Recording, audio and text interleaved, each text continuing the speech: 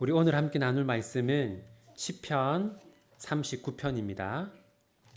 시편 39편 우리 1절부터 끝절까지 교독하겠습니다. 1절부터 13절까지 교독하겠습니다.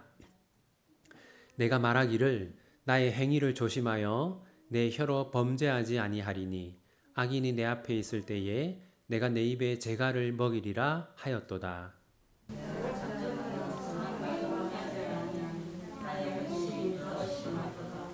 내 마음이 내 속에서 뜨거워서 작은 소리로 읊조릴 때에 불이 붙으니 나의 혀로 말하기를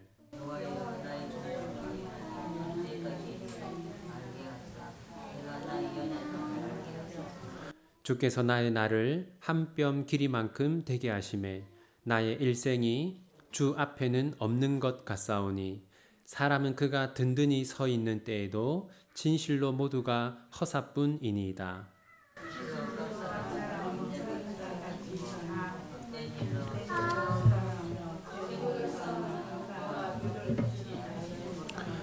주여 이제 내가 무엇을 바라리요 나의 소망은 주께 있나이다.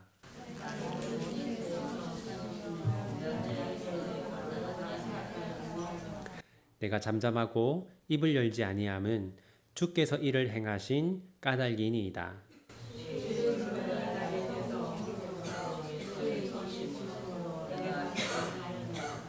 주께서 죄악을 책망하사 사람을 징계하실 때에 그 영화를 좀먹음같이 소멸하게 하시니 참으로 인생이란 모두 헛될 뿐이니이다.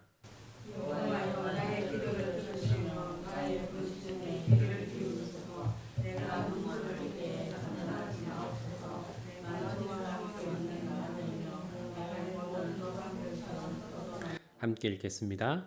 주는 나를 용서하사 내가 떠나 없어지기 전에 나의 건강을 회복시키소서. 아멘. 여러분, 고난을 통해서 배운다 이런 말을 우리가 하지요. 다윗도 마찬가지입니다. 다윗도 고난을 통해서 많은 것을 배웠습니다. 오늘 본문에는 다윗이 고난을 통해서 배운 것들이 기록되어 있습니다. 먼저 다윗이 고난을 당한 이유를 살펴보겠습니다. 우리 10절 말씀 함께 읽겠습니다. 주의 징벌을 나에게서 옮기소서. 주의 손이 치심으로 내가 새망하였나이다. 우리 10절을 보면 다윗이 고난을 당한 것은 하나님의 징벌이었음을 알 수 있습니다. 다윗은 어떤 죄를 지었고 그 죄로 인해서 하나님께 벌을 받고 있습니다. 바로 이것이 오늘 본문의 배경입니다. 1절 함께 읽겠습니다. 내가 말하기를 나의 행위를 조심하여 내 혀로 범죄하지 아니하리니 악인이 내 앞에 있을 때에 내가 내 입에 재갈을 먹이리라 하였도다.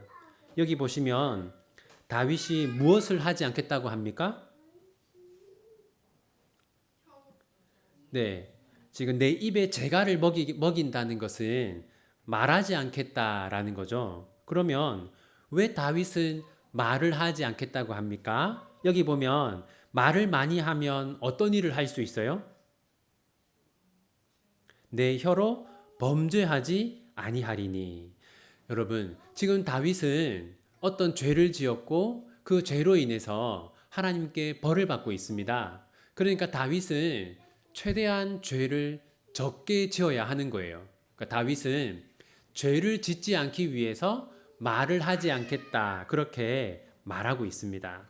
다윗은 하나님께 더 큰 벌을 받지 않도록 아예 입을 다문 것이죠. 2절 함께 읽겠습니다. 내가 잠잠하여 선한 말도 하지 아니하니 나의 근심이 더 심하도다. 다윗이 죄를 짓지 않기 위해서 아예 말을 하지 않았어요. 그러자 어떤 일이 일어났습니까? 다윗이 근심이 더 심해졌죠. 고통이 더 커졌습니다. 그래서 다윗은 다시 말을 하기로 했는데, 그런데 다윗은 사람에게 말하는 것이 아니라 하나님께 말하기로 했습니다. 5절 함께 읽겠습니다. 주께서 나의 날을 한 뼘 길이만큼 되게 하심에 나의 일생이 주 앞에는 없는 것 같사오니 사람은 그가 든든히 서 있는 때에도 진실로 모두가 허사뿐이니이다. 여러분 거기 허사라는 단어에 한번 표시해 보십시오. 여기서 여러분 허사뿐이다 할 때 이 허사라고 번역된 히브리어는 헤벨이라고 하는데 여러분 전도서 1장 1절 보면 헛되고 헛되니 헛되고 헛되도다 할 때 그 헛되다 바로 그것이 이 헤벨입니다. 같은 단어예요. 그러니까 지금 다윗은 인생이 너무 허무하다 그렇게 말하고 있는 겁니다. 그런데 왜 다윗은 지금 인생이 허무하다는 생각을 합니까? 죄를 짓고 하나님께 벌을 받았기 때문에 인생이 허무하구나 느낀 거예요. 다윗은 인생의 허무함을 극복하기 위해서 다음과 같이 말합니다. 우리 7절 함께 읽겠습니다. 주여 이제 내가 무엇을 바라리요? 나의 소망은 주께 있나이다. 여러분 사람들의 인생이 너무나 허무해요. 너무나 허무합니다. 그런데 우리가 이 허무함을 극복하기 위해서는 누구에게 소망을 두어야 합니까? 나의 소망은 주께 있나이다. 우리가 소망을 하나님께 둘 때 허무함을 이길 수 있습니다. 그렇다면 왜 우리가 하나님께 소망을 두어야 합니까? 그 이유를 살펴보겠습니다. 8절 함께 읽겠습니다. 나를 모든 죄에서 건지시며 우매한 자에게서 욕을 당하지 아니하게 하소서. 지금 다윗은 어디에서 건져달라고 합니까? 죄에서 건져달라고 하죠. 그러니까 나의 죄를 용서해 달라고 말하는 겁니다. 여러분, 지금 다윗이 허무함을 느끼는 이유가 뭡니까? 죄를 짓고 하나님께 벌을 받고 있기 때문에 허무함을 느끼는 거예요. 그렇기 때문에 하나님이 죄를 용서해 주셔야만 허무함을 극복할 수 있는 거죠. 두 번째, 9절 함께 읽겠습니다. 내가 잠잠하고 입을 열지 아니함은 주께서 이를 행하신 까닭이니이다. 다윗이 잠잠하고 입을 열지 않았다는 것은 하나님께 벌을 받으면서도 불평하지 않았다는 겁니다. 그리고 여러분, 자, 9절에서 주께서 이를 행하셨다라고 할 때 하나님이 행하신 게 뭡니까? 다윗을 벌하신 걸 말하는 거예요. 무슨 말이냐면 여러분, 우리가 죄를 지었을 때 누가 우리를 벌하십니까? 하나님이 우리를 벌하시죠. 따라서 우리를 벌하시는 분이 하나님이라면 우리를 회복시키는 분도 누구겠습니까? 하나님이신 것이죠. 그래서 하나님께 소망을 두어야 합니다. 10절 함께 읽겠습니다. 주의 징벌을 나에게서 옮기소서. 주의 손이 치심으로 내가 새망하였나이다. 여러분, 주의 징벌을 나에게서 옮기소서. 형벌을 거두는 분이 누구입니까? 하나님입니다. 여러분, 우리가 하나님의 형벌을 받을 때 우리 마음에 허무함이 가득하게 됩니다. 따라서 하나님이 형벌을 거두셔야만 우리가 허무함을 극복할 수 있어요. 마지막 네 번째, 11절 함께 읽겠습니다. 주께서 죄악을 책망하사 사람을 징계하실 때에 그 영화를 좀먹음같이 소멸하게 하시니 참으로 인생이란 모두 헛될 뿐이니이다. 여러분, 여기 지금 다윗이 왜 자기 인생이 헛되다고 말합니까? 주께서 죄악을 책망하사 사람을 징계하실 때에. 여러분, 하나님이 사람을 징계하면 사람이 허무함을 느낀다 이렇게 말하고 있어요. 여러분, 따라서 우리가 자주 느끼는 이 허무함, 마음의 고통이 하나님의 형벌이라는 걸 알 수 있고, 따라서 이 허무함을 이기려면 하나님이 우리의 죄를 용서해 주셔야 한다라는 것을 알 수 있습니다. 그래서 다윗은 어떻게 했습니까? 12절 함께 읽겠습니다. 여호와여 나의 기도를 들으시며 나의 부르짖음에 귀를 기울이소서. 내가 눈물을 흘릴 때에 잠잠하지 마옵소서. 나는 주와 함께 있는 나그네이며 나의 모든 조상들처럼 떠도나이다. 지금 다윗이 하나님께 무엇을 하고 있습니까? 여호와여 나의 기도를 들으시며 나의 부르짖음에 귀를 기울이소서. 다윗은 하나님께 기도하고 있는데 그냥 기도하는 게 아니라 부르짖으며 기도하고 있습니다.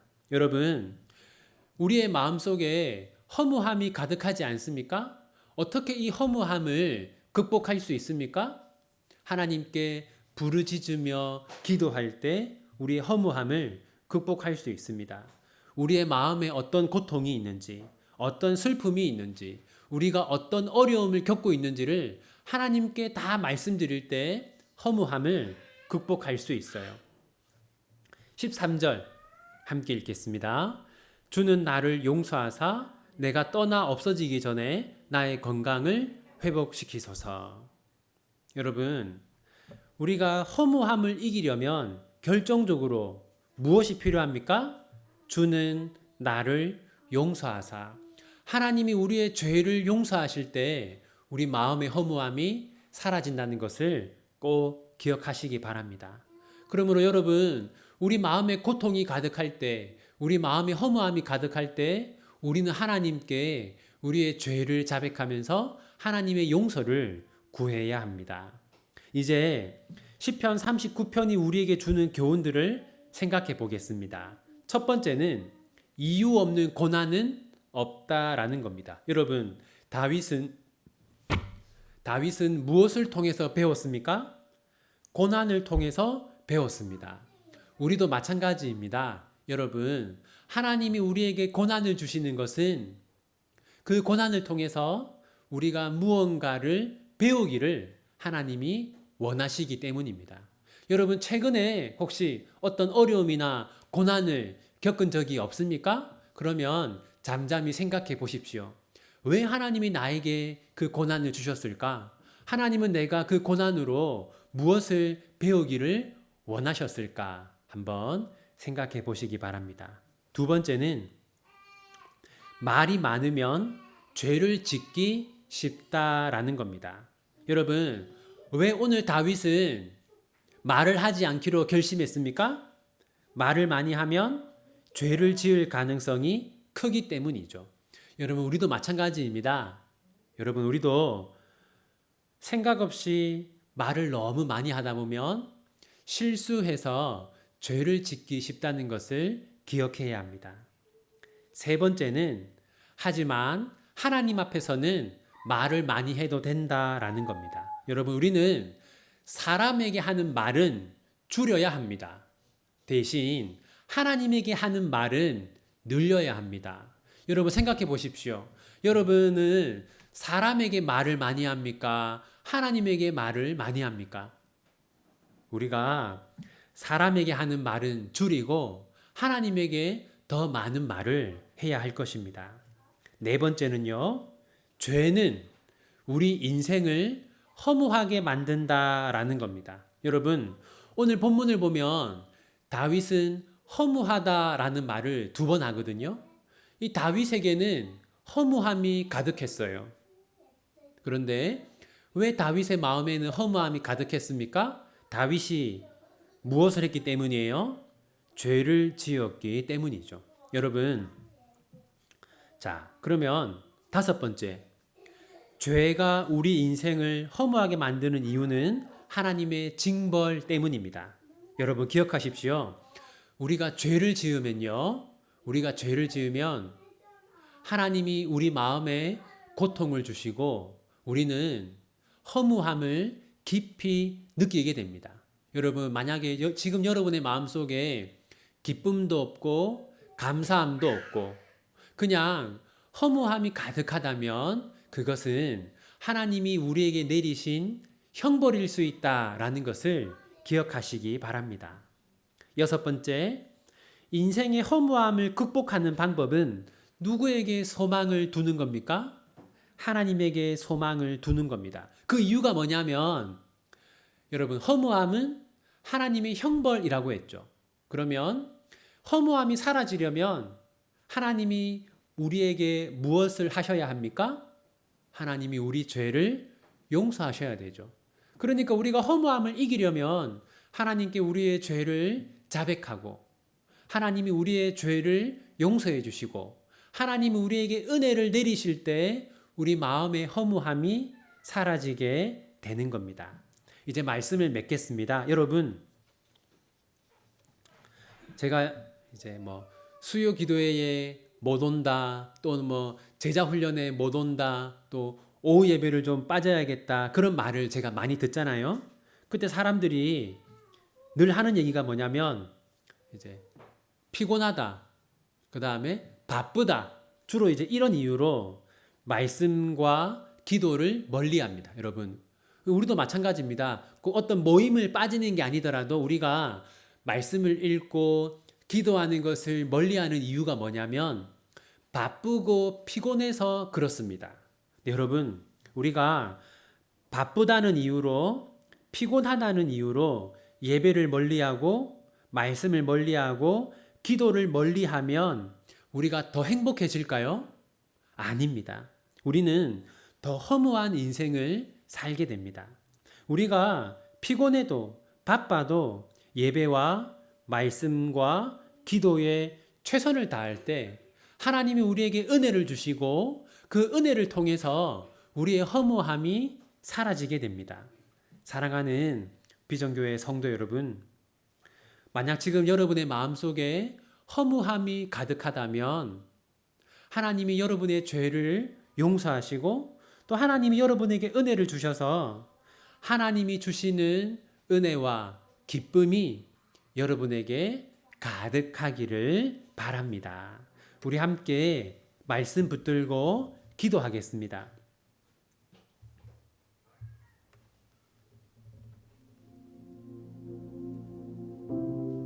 우리 이렇게 한번 기도하겠습니다.